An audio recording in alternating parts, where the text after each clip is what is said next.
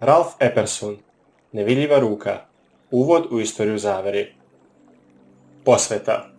Bogu koji mi je dao slobodu, moje majci i ocu koji su mi dali život da bi mogao da uživam u slobodi, mojim nećacima Kellyu i Robinu koji su razlog zbog kojeg se borim za slobodu, kongresmenu Larryu McDonaldu, ubijenom u korejskom avionu Let 007, od strane onih u Sovjetskom savezu koji slušaju naređenja ovih kriminalaca, zato što se usudio da razotkrije samu zaveru koja je ubila. Svima onima koji su pokušali da upozore Ameriku na opasnost koja prijeti njenoj slobodi, posvećujem ovu knjigu. Najteže je pisati o sebi, ali mislim da čitalac ove knjige ima pravo da zna nešto o meni, autor i onome što me je nagnalo da pišem knjigu. Diplomirao sam na Univerzitetu Arizona i kao tipičan diplomac institucije visokog obrazovanja smatrao sam da je ono čemu su me učili istina. Mislio sam da su jedino što mi nedostaje da bih upotpunio svoje obrazovanje u budućnosti informacije kojima bi potvrdio znanje koje mi je do tada predočeno. Tako sam se sa budućnošću suočio u velikom predubljenju, ali jedan moj dobar prijatelj, osjećajući da je moje znanje i nekompletno i jednostrano, predložio mi je da počnem da čitam materijal koji se odnosi na takozvanu revizionističku istoriju. To je bilo potpuno drugačije objašnjenje istorije od onoga koje sam ja, kao istinito, naučio. U okviru dijela istraživanja vezanih za ovu knjigu pročitao sam preko 300 radova koji se bave ovim temom, kako sa jedne, tako i sa druge strane. Ta cifra, siguran sam, nije impresivna bajka za one koji su pravi zavisnici od knjiga, ali navodim ovo samo kako bi predočio da ideje u ovoj knjizi nisu moje, već ljudi koji su prebilježili svoja viđenja događaja u kojima su lično učestvovali ili koji su temeljno ispitali. Što sam sve više čitao, sve mi se više upadala u oči činjenica da nijedna knjiga ne pokriva cijelu istoriju zavere. I to je praznina koju sam pokušao da popunim. Moja namjera bila je da saberem što je moguće više podataka u istoriji zavere u jednu knjigu. Veoma često sam koristio citate iz dijela drugih autora, s namjerom da na taj način uverim skeptike to da dokazi o postojanju zavere dolazi iz drugih izvora, a ne od strane ovog pisca. Ono što će čitalac vidjeti kako bude napredovao kroz ovu knjigu, siguran sam, predstavlja sliku gigantske zavere, toliko ogromne da predstavlja najveću prijetnju slobodi i pravima svih ljudskih bića, ne samo u Sjedinjenim državama, već širom svijeta. Vjerojatno je da će po završetku čitanja beznađe zamijeniti radoznalost, posebno koliko ovakvo objašnjenje događaja nije nikada pokušano. To je jedna nesrećna posljedica mojih istraživanja i autor je žao što na svijet od dana mora da iznese tako loše vesti. Beznađe se međutim razumno može zamijeniti opreznim optimizmom. Bitka još nije završena i nema razloga za obeshrabljivanje. Ali konačni učesnik ste vi. Ono što će se posle čitanja ove knjige dogoditi zavisit će u velikoj mjeri i od vaših djela. Autor. Uvod. Ratovi počinju onda kada jedna nacija upadne na teritoriju druge. Ekonomske depresije događaju se kada se na tržištu dogode neočekivani lomovi. Inflacija se javlja kada cijene skaču zbog nestašica, a revolucije počinju kada se narod uvijek spontano digne da bi izbacio postojeću vlast. Ovo su tradicionalna objašnjenja istorijskih događaja. Sve se odbija slučajno. Ne izgleda da ima ikakvih pokretača. Ovakve objašnjenja ostavljaju u umovima ozbiljnih istraživača mnoga pitanja koja tinjaju. Da li je moguće da su lideri na vlasti i drugi isplanirali ove događaje, a zatim ih okarakteristisali do postizanja željenih ciljeva? Je li moguće da su čak i velike istorijske katastrofe bile deo ovog plana? Postoje objašnjenje istorijskih događaja koji na ova pitanja odgovaraju potvrdno. Ono se zove viđenje istorije kao zavere i predstavlja alternativu viđenja istorije kao slučaja koja je danas na snazi. Moguće je, dakle, sumirati glavne istorijske događaje u dve alternativne škole mišljenja. Viđenje istorije kao slučaja. Istorijski događaji dešavaju se slučajno, bez nekog očevidnog razloga. Vladari nemaju moći da utiču na njih. Viđenje istorije kao zavere. Istorijski događaji odigravaju se prema utvrđenom planu iz razloga koji su ljudima obično nepoznati. James Warburg u svojoj knjizi Zapad u krizi viđenje istorije kao slučaja objašnjava ovako. Istorija je pisana više slučajem nego namjerom, često potpuno iracionalnim djelima luđaka.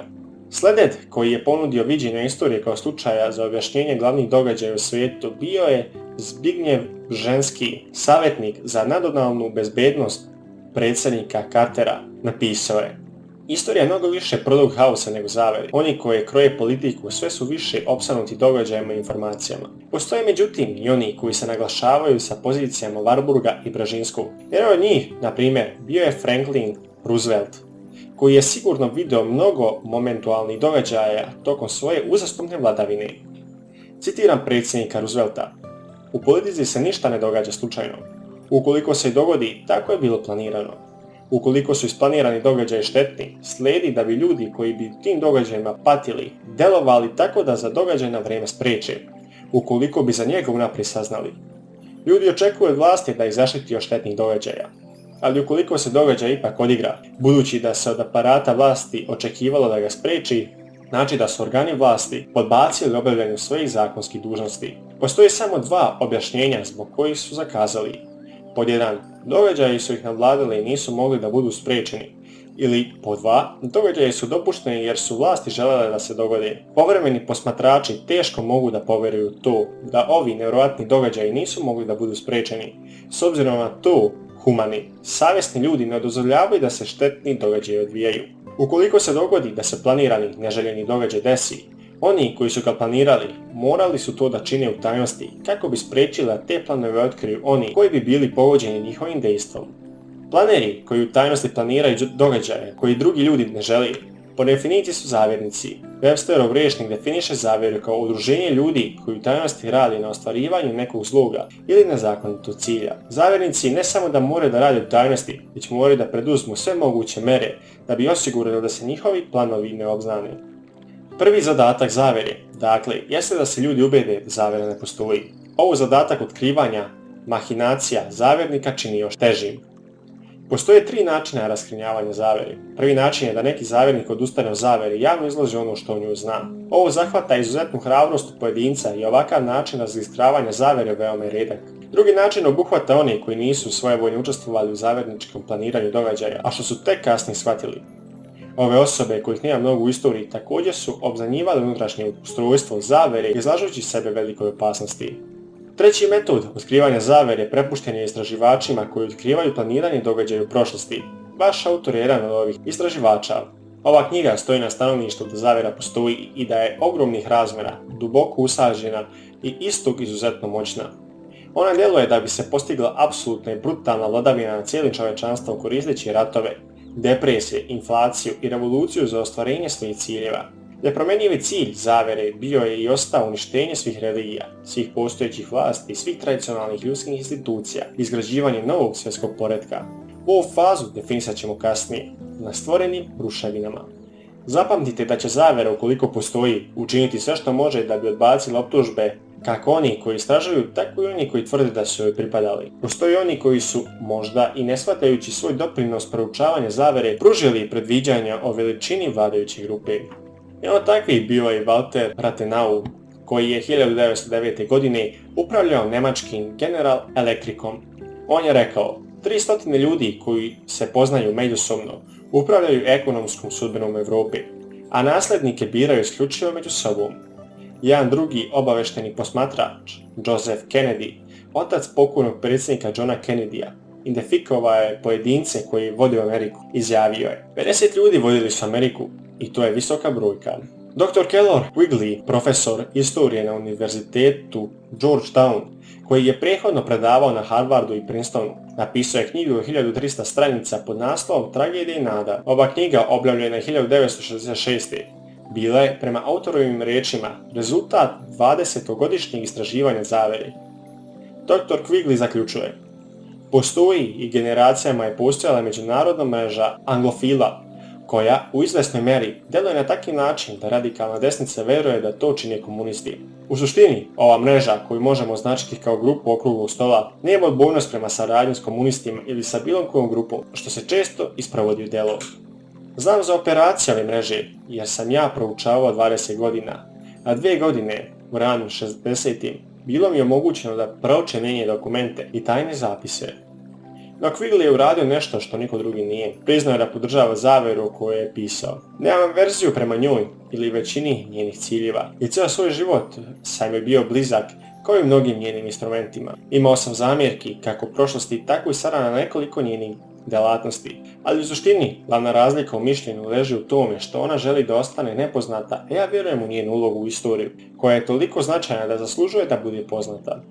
Krajnji cilj ove zavjere jeste vlast. Postoje ljudi koji vlast žele više čak i od materijalnog bogatstva. Mada ove dve stvari veoma često idu zajedno. Jedna od tih osoba je prethodno pomenut Joseph Kennedy. Spisateljica Pearl Buck, koja je bila poštovalac porodice Kennedy, napisala u svojoj knjizi Žene Kennedyjevih sljedeće. Rose Kennedy, Josephova žena, znala je da čovjek koga ljubi voli vlast više od moći novca. On je želeo moć, vlast i dobit će je. Zavera koju dr. Quigley i drugi vide zahtjeva dakle i zavernike, te je logično pitati se zašto bi se poznati i bogati ljudi priključivali jednom takvom poduhvatu. Čovjek koji je odgovorio na ovo pitanje bio je pisac Pierre Cohn. U knjizi Crveni web napisao je: odgovor je sasvim obrnut od pitanja. Ovi ljudi, umiješani u zaveru, postaju slavni prvenstveno zbog toga što su deo zavere. Dakle, učesnici ne postaju slavni ili bogati pa se onda priključuju zaveri. Oni postaju bogati i slavni zato što su pripadnici zavere. Ali koji je njihov motiv? Šta nagoni ljude da jure za bogatstvom i položajima? Bivši kongresmen John Smith objašnjava da postoji dodatni cilj – vlast. Ljudi se pridružuju zaveri da bi došlo do novaca, a onda i do vlasti. Schmitz je napisao: kada čovjek ima novca koliko mu treba, njegov cilj postaje vlast.